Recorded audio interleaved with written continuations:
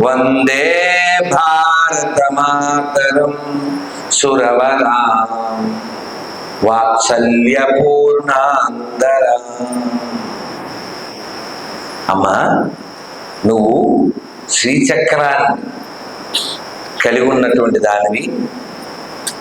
నీ ఒడిలో ఎందరో మహానుభావులు పుట్టారు. నువ్వు వాళ్ళందరినీ లాలించావు, పాలించావు. వాత్సల్యపూర్ణ అయినటువంటి ఓ భరతమాత, నీకు సదా మా నమస్కారం.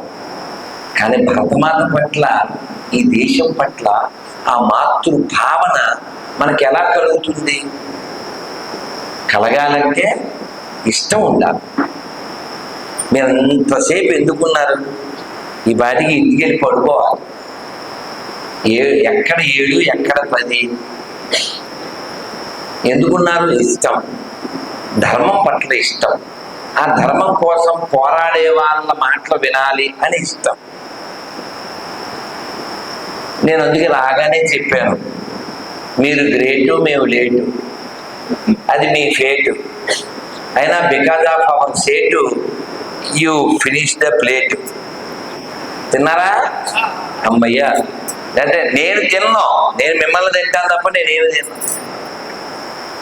నేనేం మాట్లాడినా ఏ బెల్లం మొక్క తింటామో, లేకపోతే గ్లాస్ పాలు తాగడం, పండు తింటామో, లేకపోతే 24 ఇవే పని ఉంటుంది. రేపు మధ్యాహ్నం వరకు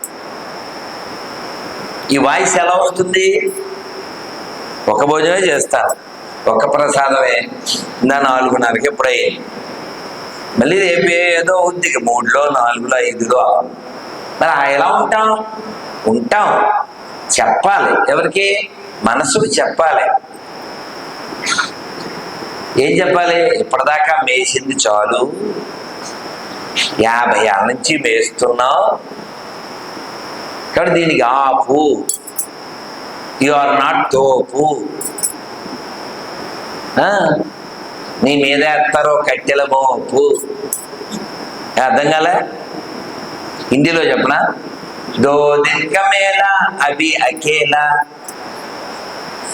కాబట్టి మనం ఎవరు ఏది ఊహించుకోకూడదు. ఈ మనస్సు దిక్కుమాలింది, ఏవో మాట్లాడుతూ ఉంటుంది. దాని మాట విని మనం చాలాసార్లు మోసపోయాం. కొత్తగా మోసపోకూడదు. అన్నమయ్య అదే బాధపడ్డారు బాగా. మనమేం బాగా పాడతారు అని చప్పట్లు పడతాం. అన్నమయ్య బోల్డ్ తిట్టాడు. మనకు అట్లా ఉంటాయి.